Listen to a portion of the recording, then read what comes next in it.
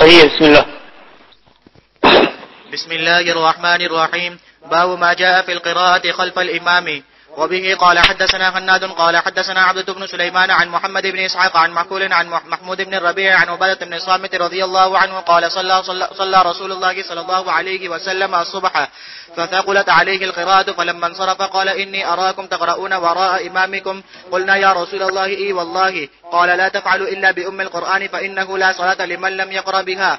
قال وفي الباب عن أبي هريرة وعائشة وأنس وبقتادة وعبد الله بن عمرو رضي الله عنهم. قال أبو عيسى حديث عبادة رضي الله عنه حديث حسن. وروى هذا الحديث الزهري عن محمود بن الربيع عن عبادة بن الصامت رضي الله عنه عن النبي صلى الله عليه وسلم قال لا صلاة لمن لم يقرأ بفاتحة الكتاب. وهذا أصح والعمل على هذا الحديث في القراءة خلف الإمام عند أكثر أهل العلم من أصحاب النبي صلى الله عليه وسلم والتابعين، وهو قول مالك بن أنس وابن المبارك والشافعي وأحمد وإسحاق رحمهم الله يرون القراءة خلف الإمام.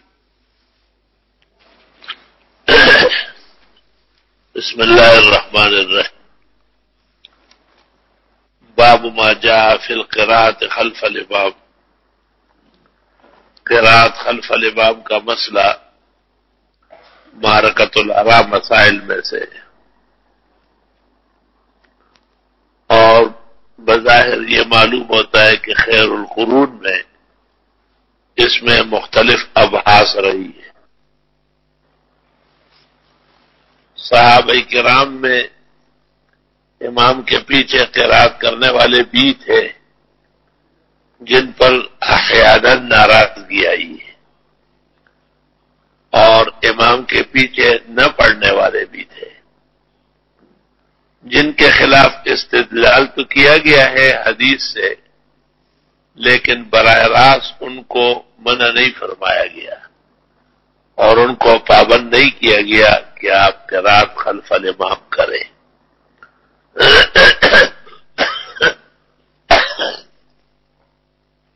چنانچہ اس سلسلے میں 3 احادیث زیر بحث ہے. ایک عبادہ بن الصامت رضی اللہ تعالیٰ عنہ کی حدیث ہے جسے امام ترمذی، بخاری، مسلم، نسائی، ابن ماجہ تمام اصحاب التعلیف لائے ہیں. وہ روایت اصح فی الباب ہے اسنادن اور متنن،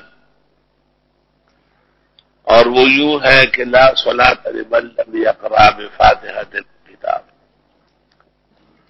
اس کو یہ حضرات جو قرات خلف الامام کے قائلین ہیں وہ قرات خلف الامام کے وجوب یا فرضیت پر مستدل بناتے ہیں. وفی ابحاث شریفہ. حنفی محدثین نے اسناد پر بھی کلام کیا ہے، اضطرابات ثابت کیے ہیں، اور معانی اور اطلاق کے اندر بھی استاد گرامی قدر نے معارف السنن کے اندر ابحاث شریف کیے. دوسری حدیث جابر ابن عبداللہ کی ہے، من کان لہو امام فقراءۃ الامام لہو قراءۃ. یہ حدیث بھی اصح ہے. شیخ الاسلام ابن تیمیہ اپنی تصنیفات میں اور ابحاث میں اس کا پورا لحاظ کرتے ہیں، اور ترمذی امام نے بھی احمد کے حوالے سے آگے چل کر اسی پر فیصلہ کیا ہے کہ امام کے پیچھے قرات نہ کرنا بھی ثابت ہے اور نماز درست ہے، اور ثبوت میں جابر ابن عبداللہ کی حدیث پیش کی. حافظ عماد الدین ابن کثیر نے اور ان سے پہلے ابن جریر طبری نے اذا قرئ القرآن فاستمعوا له وانصتوا کے ذیل میں جابر ابن عبداللہ کی حدیث پیش کی اور اس کو کہا ہے وہ حدیث صحیح. حدیث یہی ہے کہ امام کی اقتداء میں مقتدیوں کو قرات نہیں کرنی ہے. امام کی قرات سب کی قرات ہے. وہ لوگ جیسے جز القراءت میں امام بخاری اور کتاب القراءت میں امام بیہقی اس کی تضعیف اور تسقیم اور تجریح کے درپے ہے، جن کے اجوبہ متحملہ اور اجوبہ صالحہ دیے گئے۔ تیسری حدیث ابو موسیٰ اشعری رضی اللہ تعالیٰ عنہ کی ہے، جو صحیح مسلم میں ہے، صحیح ابی عوانہ میں ہے اور دیگر کئی معتبرات میں ملی ہے، اور وہ ہے اذا قرأ فانصتوا، امام پڑھے تو امام کے پیچھے پڑھنے والے خاموش رہے۔ تو گویا مستدلات اساسی طور پر تین ہے۔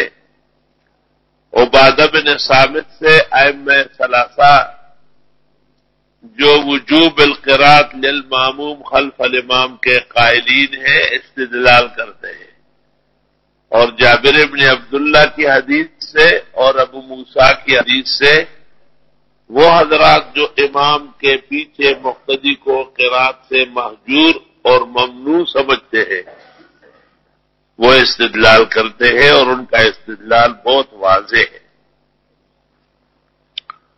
اس سلسلے میں مذاہب بھی متعدد ہے۔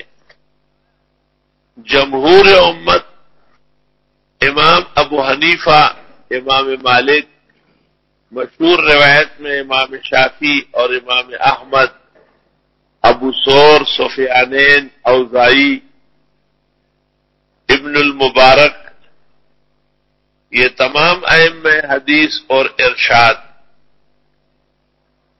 جہریہ میں امام کے پیچھے مقتدی کے لیے قراءت کے قائل نہیں ہیں۔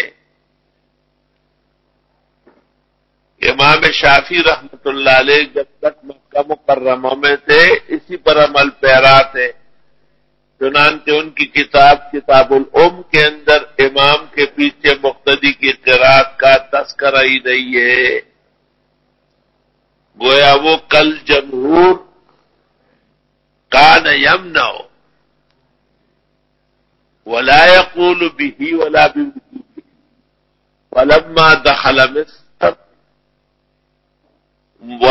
وتوطن القرافة فتغیر وتبدل۔ چنانچہ امام الحسن حضرت مولانا شاہ صاحب لکھتے ہیں اور فرماتے ہیں، تعجب ہے کہ شوافی لوگوں کو کہتے ہیں کہ امام کے پیچھے فاتحہ نہ پڑھنے سے نماز نہیں ہوتی۔ شاہ صاحب کہتے ہیں اپنے امام علی مقام کے 50 سالہ نمازیں جو قرافہ مصر سے پہلے مکہ میں پڑھی گئی ان کے اعادے کا بھی ثبوت پیش کرنا پڑے گا، وہ مشکل کثیر۔ اس لیے کہتے ہیں کہ جہری نمازوں میں امام کے پیچھے مقتدیوں کا قراءت کرنا تفرد بہ شافعی فی الجہریہ، یہ امام شافعی رحمہ اللہ کا تفرد ہے۔ سلف صالحین میں ان کے ہمراہ کوئی نہیں ہے جنہوں نے مغرب عشاء اور فجر یا جمعہ اور عیدین میں امام کے پیچھے قراءت للماموم کی اجازت دی ہو۔ جس قدر اقوال ملتے ہیں وہ سریہ کے ہیں، اور سریہ میں مسئلہ علیحدہ ہے۔ ہمارے بزرگوں میں سے حضرت اقدس مولانا محمد انور شاہ صاحب کی رائے بھی یہ ہے کہ جہریہ میں تو امام کے پیچھے قراءت کرنا اشد نہیا ومکروہۃ تحریما، لیکن سریہ کے اندر غیر پسندیدہ ہے۔ امام محمد رحمت اللہ علیہ کے کتب میں اتفاق ہے کہ لا تجوز القراءۃ السریہ ولا فی الجہریہ، موطا میں بھی، کتاب الاثار میں بھی اور دیگر کتب محمد میں بھی، نہ جانے صاحب ہدایہ کو کہاں سے واستحسنہ محمد فی السریہ، کی روایت مل گئی. کوئی شک نہیں کہ حضرت اقدس شاہ صاحب نے کہا ہے لا بد ان یکون لها اصل لان صاحب الہدایہ متثبت فی النقل، کہ صاحب ہدایہ کوئی آنگی بانگی عالم نہیں ہے، انہوں نے نقل کیا ہے تو نظر سے گزرا ہے، لیکن محقق علی الاطلاق ابن الحمام نے بھی صاحب ہدایہ پر گرفت کی ہے، اور دنیا جانتی ہے کہ محقق کس قدر وسیع الاطلاع عالم ہے، اور بصیر اور خبیر حنفی محقق ہے، اور وہ کہتے ہیں کہ صاحب ہدایہ کا یہ قول صحیح نہیں ہے، اور امام محمد رحمت اللہ علیہ سے سریہ میں استحسان کئی منقول نہیں ہے. دوسری بات یہ کہ محقق نے کہا ہے کہ احادیث میں ممانعت شدید آئی ہے، تو احتیاط نہ قرات کرنے میں ہے، قرات کرنے میں احتیاط نہیں ہے. صاحب ہدایہ نے کہا نا کہ یہ احتیاط ہے امام محمد کا ایک قول نقل کر کے، تو حضرت فرماتے ابن الحمام کہ پھر تو احتیاط نہ قرات کرنے میں ہے، تاکہ ان وعیدوں کا اور شدید نہیوں کا آدمی مصداق نہ ٹھہرے. جو امام کے پیچھے پڑنے والے کو بہت برا بلا کہا گیا، یہاں تک کہ اس کے منہ میں انگارے ڈالے گئے، اس کے منہ میں مٹی اور راکھ اور پتھر دینے کی کوشش کی گئی. اور علماء کہتے پہلا شخص جس نے قرات خلف الامام کا قول کیا ہے کان متہمن، اس پر کچھ اشکال و اعتراضات بھی تھے. دیکھیں شروع ہے موطا محمد. بہرحال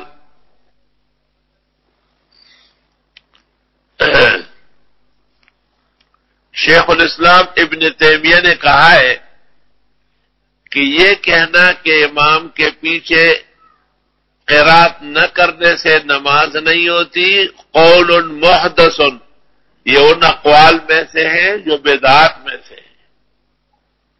سلف صالحین میں قرات کرنے والے اور نہ کرنے والے دونوں موجود تھے. وَلَمْ يُنْكِرْ أَحَدٌ عَلَىٰ أَحَدٍ، اور کسی نے کسی پر کوئی گرفت نہیں کی ہے. البتہ امام بخاری رحمت اللہ علیہ کا ایک جز مل رہا ہے، جز القرات، اور اس میں وہ قرات خلف الامام کا اس بات کر رہے ہیں. الجامع الصحیح کے اندر امام بخاری کے پاس کچھ بھی نہیں ہے. وہ عبادہ بن صامت کی حدیث تو لائے ہے وجوب پر، لیکن اس کے فوراً بعد مسیء الصلاۃ کی حدیث ابو ہریرہ سے لائے، اور اس میں ہے وقرا ما تیسر معک من القرآن، جو وجوب عبادہ کی حدیث سے ثابت ہو رہا ہے وہ ابو ہریرہ کی حدیث سے مطلقاً نفی ہو رہا ہے. ایسی صورت میں تعارض الحدیثان، اس لیے امام بخاری رحمت اللہ علیہ کا موقف الجامع الصحیح کے اندر قرات خلف الامام کے عنوان میں صریح اور صحیح نہیں ہے. وہ کئی قسم کے ابحاث کو ہوا دے رہی ہے.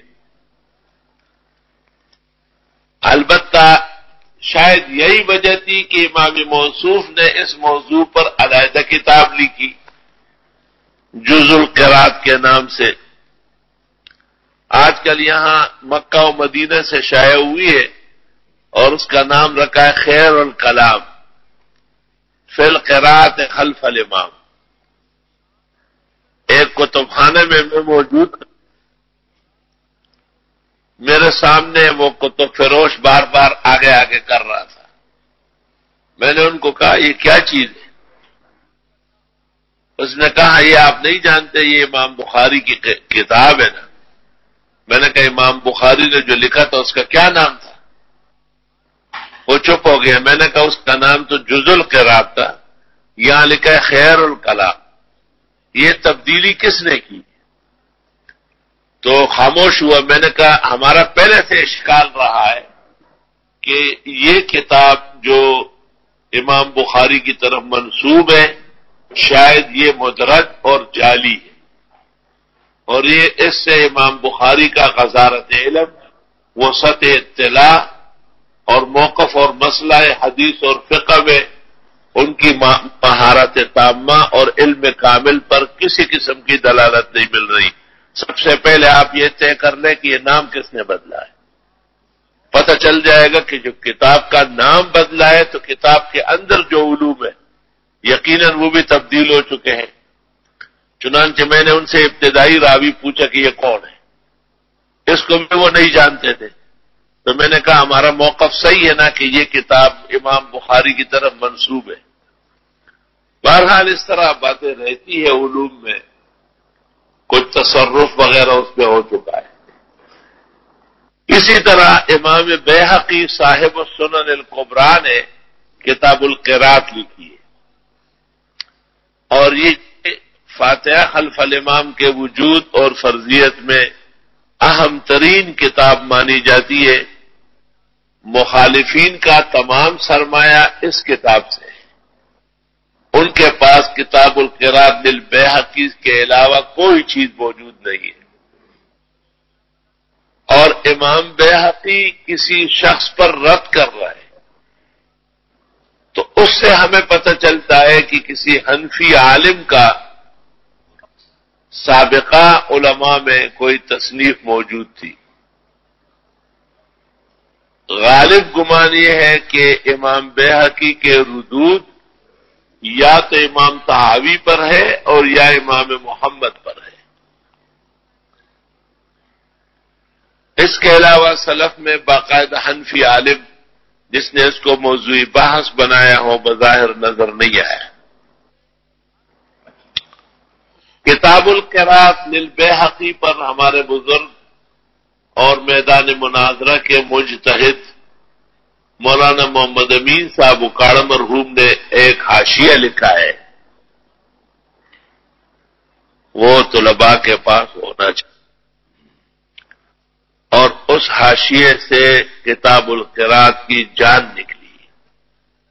اس میں روایات میں تعارض، تصحیح اور تجریح میں تصادم، امام بیہقی کا ایک جگہ راوی کو قبول کرنا، دوسری جگہ مسترد کرنا جیسے بدعنوانیاں بے انتہا موجود ہے۔ اس لیے ایک حنفی غیرتی طالب جس میں ایمان کی غیرت موجود ہو اور وہ مسلک صحیح کے لیے کام کر رہا ہو، وہ بس اس موضوع پر امام بیہقی کی کتاب القراءت اور اس پر ہمارے ہاں جو مولانا محمد امین صاحب مرحوم مغفور نے تعلیق فرمائی ہے انہیں ضبط کرے۔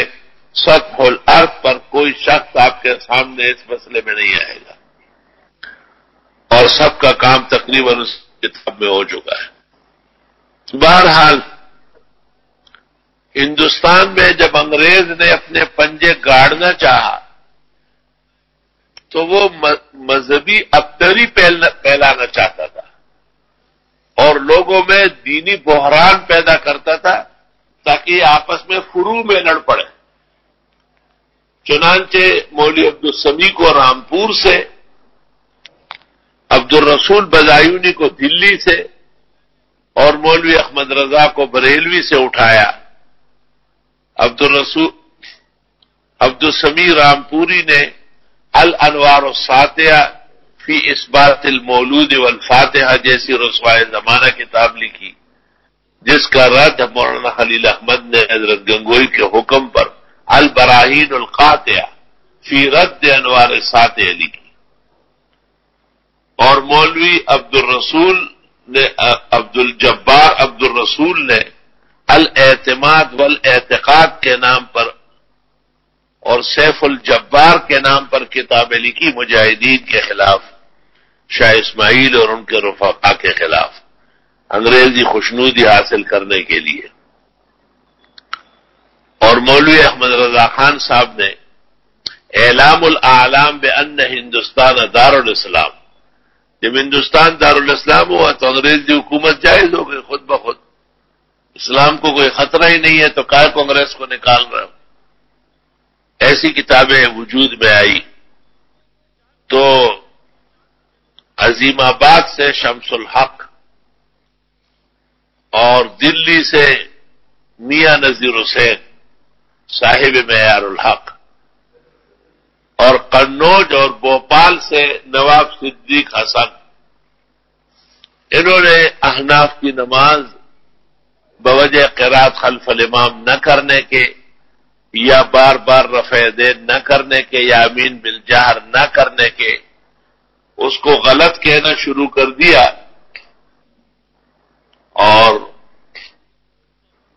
لوگوں کو کہتے تھے کہ ان کے ساتھ جہاد کرنے سے جہاد کیسے ہوگا اور تم لوگ شہید کیسے ہوں گے، ان کی تو نماز نہیں ہے، اور جن کی نماز نہیں ہے ان کا ایمان نہیں ہے۔ یہ پراپیگنڈے زہریلے یہ سارے انگریز کے حکم کی تعمیل میں ہوئے ہیں، اس سے کوئی تاریخ اور ہندوستان جاننے والا انکار نہیں کر سکتا۔ میں لفظ بلفظ جلد اور صفحے دکھا سکتا ہوں کہ یہ خاص مشن کے تحت کام ہوا ہے۔ اور پھر مرزا غلام احمد قادیانی کو قادیان سے اٹھایا اور اس سے کہا اس فروعی اختلافات سے جہاد نہیں رک رہا ہے۔ تو غلام احمد قادیان نے نبوت کا دعویٰ کیا اور اس نے کہا کہ انگریز حکومت اللہ کی رحمت ہے، اور انگریز حکومت کے خلاف جہاد کرنا اپنی ماں کے ساتھ بیت اللہ میں زنا کرنے کے برابر ہے۔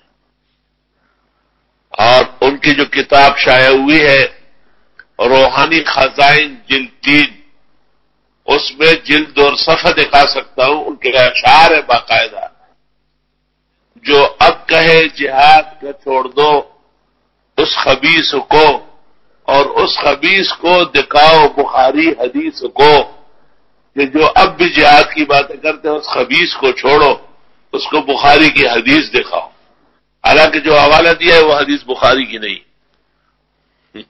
توبہ۔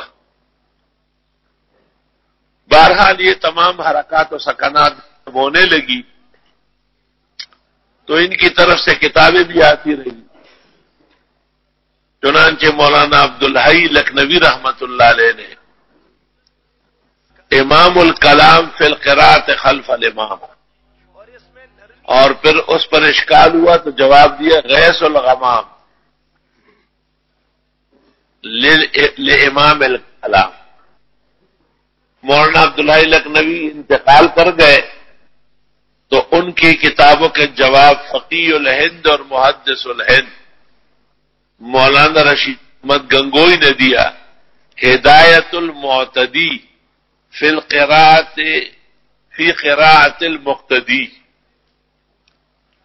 اور اس پر بھی کچھ اعتراضات کیے گئے تو حضرت نانوتوی رحمت اللہ علیہ نے الدلیل المحکم فی عدم جواز الفاتحہ خلف الامام للمؤتم،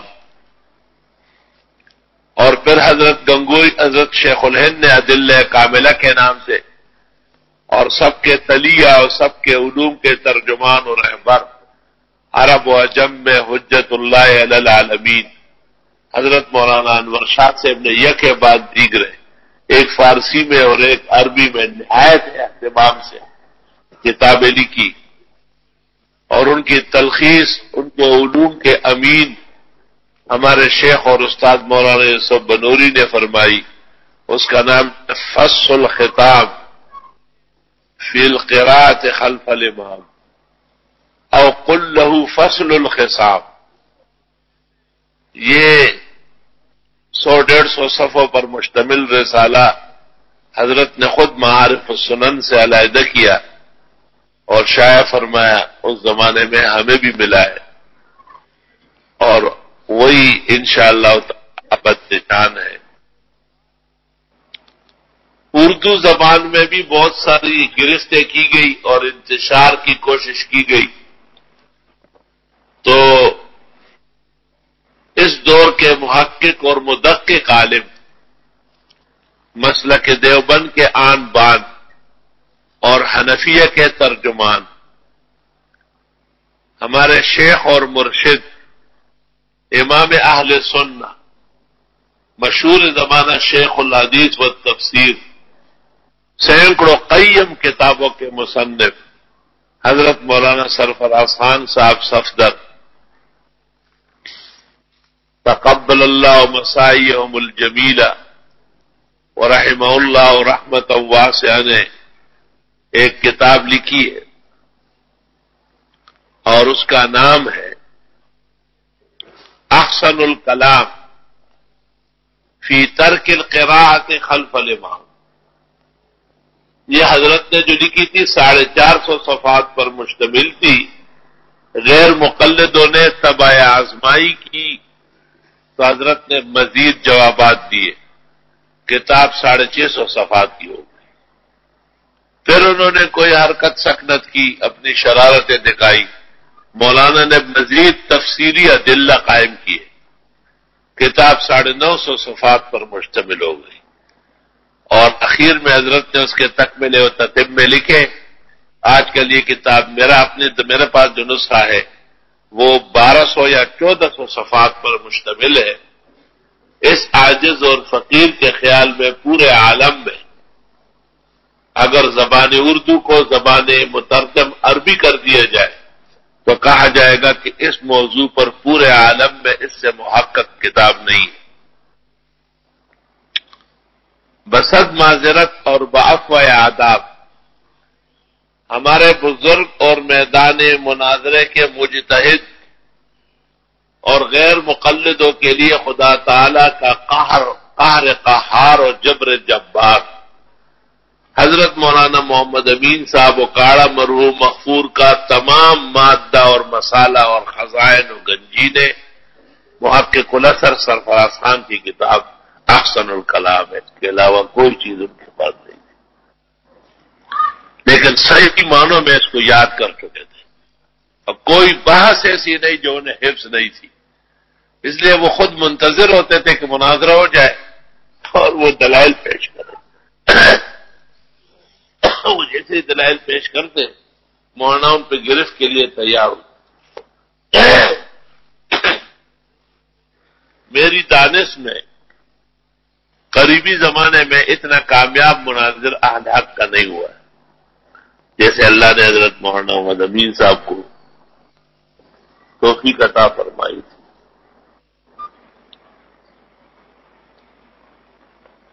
بہرحال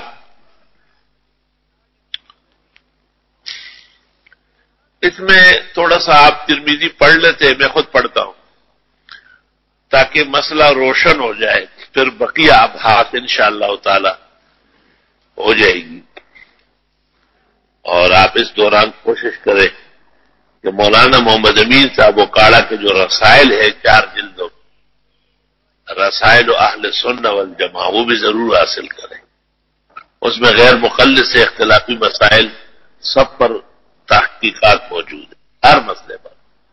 اور خوب وہ کتاب مولانا کی جو یاد کرے گا بس مناظر ہے، اس کے سامنے کوئی ٹھہر نہیں سکتا.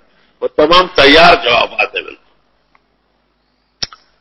اور آپ یہ بھی غیرت اور ہمت کریں اور محقق الاثر کی کتاب احسن الکلام ایک اس کا نچوڑ بھی نکالا ہے اطیب الکلام. لیکن بہرحال آپ احسن الکلام کے نام سے جو کتاب ہے اس کو زندگی کا ایک مداوا بنائے. باب ما جاء فی القراءۃ خلف الامام وبه قال حدثنا حناد قال حدثنا عبدة بن سلیمان عن محمد بن اسحاق. یہ وہی محمد بن اسحاق ہے جس پر دیگر مقامات میں اعتراضات ہوتے ہیں. اصل میں امام مالک ان سے خفا رہے تھے اور امام مالک کے ان کے بارے میں سخت جملے موجود ہیں. اور مالک اور فلسطینی محدثین کے یہاں معروف ہے. لیکن بہرحال امام ترمذی جیسے محدث بغیر روک ٹوک کے لائے. مشہور ہے کہ محمد ابن اسحاق تاریخ میں اور سیر میں تو امام ہے. ابن سعد ان کا شاگرد اور کاتب ہے جنہوں نے طبقات جمع کی.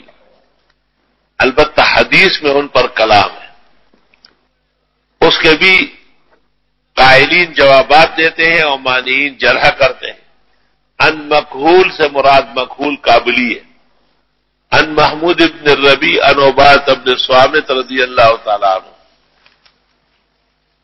قال صلی رسول اللہ صلی اللہ علیہ وسلم الصبح، آپ نے فجر کی نماز پڑھائی، فثقلت علیہ القراءۃ، تو قرات کچھ گراں گزری، مشکل پیش آئی۔ فلما انصرف، جب سلام پھیرا، قال انی اراکم تقرؤون وراء امامکم، میں سمجھتا ہوں تم امام کے پیچھے بھی پڑھتے ہو۔ قلنا یا رسول اللہ ای واللہ ہاں، قال لا تفعل، ایسا نہیں کرو، امام کے پیچھے مقتدیوں کو قرات کرنے کی اجازت نہیں ہے، الا بام القرآن، اگر پڑھنا ہی ہے تو فاتحہ پڑھا کرو۔ علماء کا اس پر اجماع ہے کہ امر بعد النہی، جیسے پہلے منع فرمائے لا تفعلوا اور پھر فرمائے فاتحہ پڑھ سکتے ہو، یہ اباحت کے لیے ہوتا ہے، سنیت اور وجوب اس سے ثابت نہیں ہوتا۔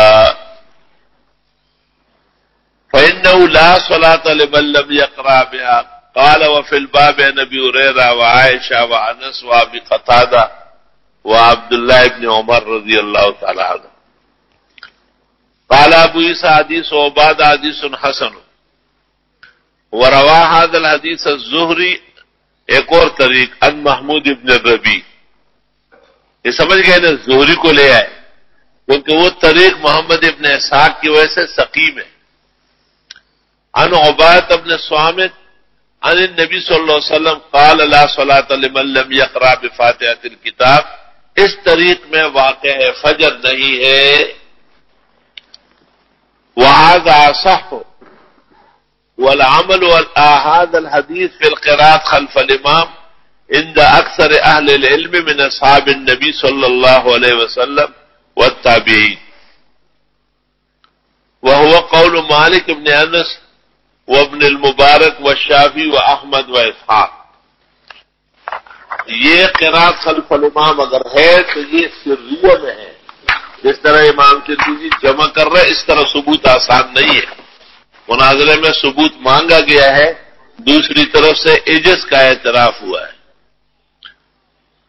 باب ما جاء فی ترک القراءۃ خلف الامام اذا جہر بالقراءۃ، امام کے پیچھے قراءت ترک ہو چکی ہے جب امام جہر کرتا ہو، یعنی یہ جتنی باس ہے اور قد و قدحہ ہے یہ سریہ میں ہے۔ قراءت خلف الامام فی الجہریہ کے اندر کوئی بھی قائل نہیں ہے۔ وبه قال حدثنا الانصاری قال حدثنا معن قال حدثنا مالک عن ابن شہاب عن ابن اکیمہ اللیثی عن ابی ہریرہ رضی اللہ تعالی عنہ ان رسول اللہ صلی اللہ علیہ وسلم انصرف من صلاۃ، کوئی نماز متعین نہیں ہے، کوئی فجر سے کوئی زور سے متعین کر رہا ہے، جہر فیہا بالقراءۃ فقال هل قرأ معي احد منكم آنفا، کیا کسی نے ابھی میرے ساتھ پڑھا بھی ہے؟ فقال رجل نعم یا رسول اللہ، ایک آدمی صرف ملا۔ پیغمبر کے عہد میمون میں اول تو آپ کو جو تعجب ہوا اور آپ نے کہا کہ میرے پیچھے تم قرات کرتے ہو کیا؟ تو قرات تو فاتحہ پڑھنے کو کہتے ہیں، سورت میں تو بحث ہی نہیں ہے کہ مقتدی امام کے پیچھے پڑھے۔ تو گویا کہ جناب نبی کریم صلی اللہ علیہ وسلم نے کبھی بھی نہیں فرمایا کہ امام کے پیچھے پڑھو، اور کبھی بھی آپ کے علم مبارک میں یہ نہیں ہے کہ صحابہ کا معمول ہے امام کے پیچھے پڑھنا۔ آپ کا یہ انداز دیکھو نا، جس طرح آپ فرماتے ہیں انی اقول ما لی انازع القرآن، میں کہتا ہوں میرے ساتھ قرآن میں کیوں جھگڑا جاتا ہے۔ قال فانتهى الناس عن امام کے پیچھے قرات کرنے کو پیغمبر کے ساتھ مخالفت اور جھگڑا قرار دے دیا۔ تو جو لوگ ہم سے جھگڑتے یہی لوگ ہیں جو نبی سے بھی لڑتے تھے۔ فانتهى الناس عن القراءة مع رسول اللہ صلی اللہ علیہ وسلم، بس رک گئے لوگ قراءت کرنے سے پیغمبر کے ہمراہ جن نمازوں میں حضرت جہر فرماتے تھے، من الصلوات بالقراءة حين سمعوا ذلك من رسول اللہ صلی اللہ علیہ وسلم۔ اب یہ روایت اتنی قوی اور مضبوط ہے کہ اس کے سامنے اس مسئلے کی آگے حیثیت ختم ہو رہی، لیکن برا اور اختلافات کا انہوں نے اس میں اور طریقے شک شبے پیدا کی کہ یہ قول جو ہے نا ابن شہاب کا، ابن شہاب کا کیا کام ہے؟ ابن شہاب تو رسول کی حدیث پڑھاتے، پیغمبر نے کے زمانے میں لوگ قرات سے پیغمبر نے منع فرمایا کہ بھائی میرے ساتھ کیوں جھگڑا جا رہا ہے، تو کہتے ہیں ابن شہاب، بھائی ابن شہاب کا تو درس طویل تھا، راستے میں مستملی کھڑے ہوتے تھے جگہ جگہ، تو جب حضرت نے کہا فانتهى الناس عن القراءة فيما جهر رسول اللہ صلی اللہ علیہ وسلم، تو فانتهى الناس کسی نے پوچھا کیا کہا، آگے کیا کہا ابن شہاب نے، اور بابا ابن شہاب نے اپنا نہیں کہا، نبی کا کہا ہے۔ خیر، علم کے کائنات میں اس اشکال کی کوئی حیثیت باقی نہیں ہے۔ حين سمعوا ذلك من رسول اللہ صلی اللہ علیہ وسلم، وفي الباب عن ابن مسعود وعمران بن حسین وجابر بن عبد الله رضی اللہ عنہ قال ابو عیسیٰ هذا حدیث حسن وابن عکیمہ الذی اسمه عمارہ ويقال عمر بن عکیمہ وروى بعض اصحاب الزہری هذا الحدیث، یہ دیکھیں، وذكروا هذا الحرف قال الزہری فانتهى الناس عن القراءة حين سمعوا ذلك من رسول الله صلى الله عليه وسلم، وليس في هذا الحديث ما يدل على أن من قرأ القراءة خلف الإمام، لأن أبا هريرة هو الذي روى عن النبي صلى الله عليه وسلم هذا الحديث، وروى أبو هريرة عن النبي صلى الله عليه وسلم أنه قال من صلى صلاة لم يقرأ فيها بأم القرآن فهي خداج۔ من صلى صلاة سے امام کی نماز مراد کی اور اس کے پیچھے، یہ تو عام نماز ہے کہ کسی بھی نماز میں کوئی قرات خلف الامام نہ کرے تو اس کی قرات فاتحہ کی نہ کرے تو اس کی نماز نہیں ہوگی، اس کو امام کے ساتھ جوڑنا یہ زیادتی ہے۔ فهي خداج غیر تمام، فقال له حامل الحدیث انی اکون احیانا مع الامام، شاگرد نے کہا کبھی کبھی ہم امام کے پیچھے ہوتے ہیں پھر بھی پڑھنا ہے، قال اقرا بها فی نفسک، دل میں پڑھیے، تو دل میں پڑھنا نہیں ہے۔ نماز میں اگر دل میں کوئی گالی گلم گلوچ لے آئے نماز برقرار ہے، نامناسب ہے۔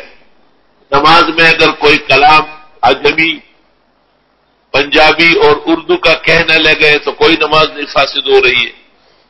اقرا بها فی نفسک کا مطلب یہ ہے کہ زبان سے قرات نہ کرے، اور قرات فعل اللسان ہے نہ فعل الجنان، اس لیے ابو ہریرہ بھی اطلاق کے قائل نہیں ہے کہ ہر شخص پڑھے اور جیسے پڑھے، پر میں نے دل میں تصور سا کرے۔ اور یہ حنفی کتب میں بھی لکھا ہے کہ جن کو وسوسے ہو نماز کے دوران یا دیگر پریشانی اور غموم و ہموم لاحق ہو، انہیں اجازت ہے کہ اس سنتے یا آیتیں سوچتے رہے۔ وروى ابو عثمان النہدی عن ابی ہریرہ قال امرنی النبی صلی اللہ علیہ وسلم ان انادی الا صلاۃ الا بقراءۃ فاتحۃ الکتاب، ابو ہریرہ پیغمبر نے مجھے حکم دیا ہے کہ میں اعلان کروں کہ بغیر فاتحہ کے نماز نہیں ہوتی۔ یہ سب باتیں اپنی جگہ، لیکن یہ اخبار احاد ہے اور صحیحین سے نچلے درجے کی ہے، اور بخاری میں ابو ہریرہ کی حدیث مسیح الصلاۃ کی اس دن آپ سے اس کے ساتھ ہی انشاءاللہ آپ پڑھیں گے، اس میں آتا ہے ثم اقرأ ما تيسر معك من القرآن، پھر جون سی صورت آسان ہو وہ پڑھو، صرف سے فاتحہ کا ذکر نہیں۔ واختار اصحاب الحدیث الا يقرأ الرجل اذا جهر الامام بالقراءة، علماء حدیث نے جہری قرات میں امام کے پیچھے پڑھنے کو منع کیا ہے، اور آج اہل الحدیث کہلاتے ہیں اور خباثتیں پھیلا رہا ہے۔ وقالوا يتبعوا سکتات الامام، امام جب خاموش ہو جائے الحمدللہ رب العالمین وقف کر لے تو یہ پڑھ لے، لیکن اس میں ان کے پاس پیغمبر کا قول و فعل موجود نہیں ہے، یہ قیاسی سا مسئلہ ہے۔ کیونکہ امام کو اجازت ہے کہ وہ ایک سانس میں پوری فاتحہ پڑھ لے، اور امام کو اجازت ہے کہ فاتحہ پڑھ کے صورت میں لا لے، تو کب پڑھے گئی؟ وقد اختلف اہل العلم فی القراءۃ خلف الامام، علماء کا اختلاف ہے کہ امام کے پیچھے قراءت ہے یا نہیں۔ فرعا اکثر اہل العلم من اصحاب النبی صلی اللہ علیہ وسلم والتابعین ومن بعدهم القراءۃ خلف الامام، اکثریت قائل ہے۔ وبه یقول مالک وابن المبارک والشافعی واحمد واسحاق، لیکن جہریے میں نہیں، سریہ میں، اور سریہ دو نمازیں ہیں، یعنی ظہر اور عصر، تو یہ کہنا کہ اکثر قائل ہے یہ بات بھی کمزور ہے، اکثر تو 3 نمازیں، مغرب عشاء فجر عیدین جمعہ اس میں نہیں ہے۔ وروي عن عبد الله بن المبارك انه قال انا اقرا خلف الامام والناس يقرؤون، میں بھی پڑھتا ہوں اور لوگ بھی پڑھتے ہیں، الا قوم من الكوفيين، وارى ان من لم يقرا صلاته جائزة، اس کے باوجود میں کہتا ہوں کہ امام کے پیچھے نہ پڑھنے والوں کی قرات بھی صحیح، نماز بھی صحیح ہے۔ یہ دیکھیں، وشدد قوم من اہل العلم فی ترک القراءة فاتحة الکتاب وان کان خلف ایک قوم نے تشدد کیا، یہ متشددین ہے، اور انہوں نے کہا فاتحہ تو پڑھنی پڑے گی۔ فقالوا لا تجزئ صلاة الا بقراءة فاتحة الكتاب وحده، یعنی وحده کان او خلف، اپنی نماز پڑھے یا امام کے پیچھے فاتحہ پڑھنی پڑے گی۔ وذهبوا الى ما رواه عبادة بن الصامت عن النبي صلى الله عليه وسلم، وقرأ عبادة بن الصامت بعد النبي صلى الله عليه وسلم خلف الامام، اصل میں عبادہ رضی اللہ تعالیٰ عنہ سے امام کے پیچھے عدم قراءت ثابت ہے، تو ایسی صورت میں عبادہ کی نقل کردہ حدیث سے استدلال تام نہیں ہے، اس لیے یہ ادھر ادھر ہاتھ پیر مار رہا ہے۔ وتعول قول النبی صلی اللہ علیہ وسلم لا صلاۃ الا بقراءۃ فاتحہ، اس کی تعویل کی وہ کہ بھئی اس کے ہوتے ہوئے بھی اگر کوئی امام کے پیچھے قراءت نہیں کرتا تو اس کا مستدل اذا قرأ فانصتوا ہے، جو مسلم شریف میں امام مسلم کہتے ہیں وہ ہندی صحیح ابو موسیٰ اشعری کی حدیث ہے، اور جابر بن عبداللہ کی حدیث اصح فی الباب، بلکہ سلسلۃ الصحف ہے، من کان لہ امام فقراءۃ الامام لہ قراءۃ۔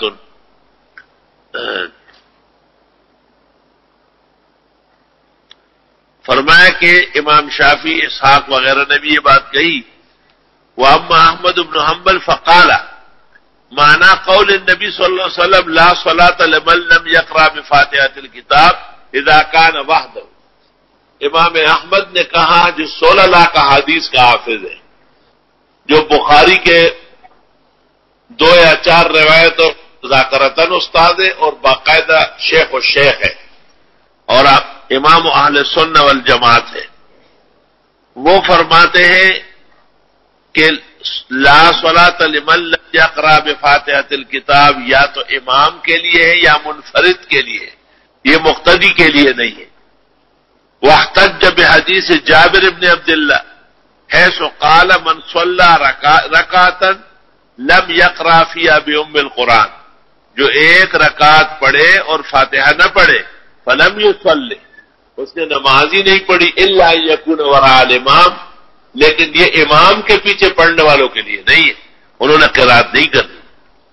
قال احمد فهذا رجل من اصحاب النبی صلی اللہ علیہ وسلم، یہ صحابی ہے جابر ابن عبداللہ، تعول قول النبی صلی اللہ علیہ وسلم لا صلاۃ لمن لم یقرأ بفاتحۃ الکتاب، تعویل کی کہ یہ جو حدیث ہے لا صلاۃ کی، ان هذا اذا كان وحده، یہ اکیلے کے لیے ہے، امام کے پیچھے نہیں ہے، تو استدلال لا صلاۃ سے تو تقریباً امام ترمذی نے اخیر میں احمد کا فیصلہ سنا کے ختم کر دیا۔ واختار احمد ما هذا القراءۃ خلف الامام، لیکن اس سریہ میں وَأَلَّا يَتْرُكَ الرَّجُلُ فَاتِحَةَ الْكِتَابِ وَإِنْ كَانَ خَلْفَ الْإِمَامِ، یہ تو ایک اباحت یا استحباب کا درجہ ہو گیا۔ وَبِهِ قَالَ حَدَّثَنَا إِسْحَاقُ بْنُ مُوسَىٰ الْأَنصَارِي قَالَ حَدَّثَنَا عَمَّارٌ قال حدثنا مالك عن ابي نعيم وهب بن كيسان انه سمع جابر بن عبد الله يقول من صلى ركعة لم يقرأ فيها بأم القرآن فلم يصلي الا ان يكون وراء الامام. هذا حدیث حسن صحیح. امام ترمذی نے پوری بحث کے اخیر میں یہ فیصلہ سنایا کہ فاتحہ کی جتنی اہمیت، ضرورت، فرضیت، رکنیت ہے یہ منفرد کے لیے ہے، امام کے پیچھے پڑھنے والے کے لیے نہیں ہے. وبهذا القدر نكتفي اليوم ولله الحمد اولا واخرا وصلى الله تعالى على خير محمد وآله وسلم.